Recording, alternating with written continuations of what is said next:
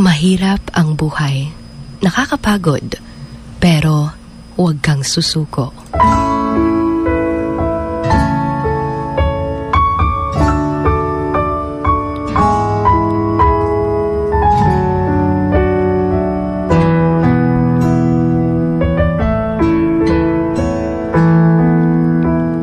Naranasan mo na ba yung akala mo wala ka ng pag-asa?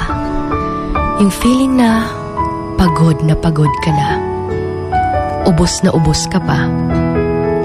Hindi mo alam kung may malalapitan pa dahil parang tinalikuran ka na ng lahat dahil nga walang-wala ka. That moment na napapagod ka ng tiisin yung hirap ng buhay dahil tila ba'y wala na talagang pag-asa. Kanabit ang feeling grabe na imong pagpaningkamot pero feel ni mo wala lagi gihapon. You're mentally and physically exhausted. Yung wala kang peace of mind. Yung feeling na araw-araw para kang isinabak sa isang racing competition na dapat ikaw yung mananalo. Ang hirap ng buhay. Yung parang gumagapang ka araw-araw dahil sa sobrang daming pagsubok na iyong pinapasan. Naging sobrang buti mong tao sa iba. Pero ngayon, tila ba'y tinalikuran ka nila. Gikaya ni mo tanan tungod kay wala kay laing masandigan. Di pod ka pwede nga magsalig sa uban kay ikaw pod ang ilang gisaligan. Ang hirap, diba?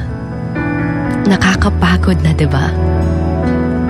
Yung dumating ka pa sa point na ayaw mo nang maniwala pa na magiging okay ka.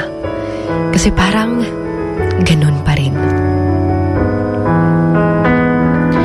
Kung kanusa super down ka, daghan pa jud kaayo ang mga nangawala sa imuha. Hindi mo alam kung saan ka palulugar. Hindi mo alam kung may pag-asa pa ba. Pero alam mo, minsan, akala natin sobrang bigat na ng problema natin. Until narinig natin ang problema ng iba. And doon natin na-realize nga wala ra di ay nakatunga sa iyaha ang imong problema. Doon mo rin nasabi sa sarili mo na wala kang karapatang magreklamo sa buhay dahil kahit mahirap ito,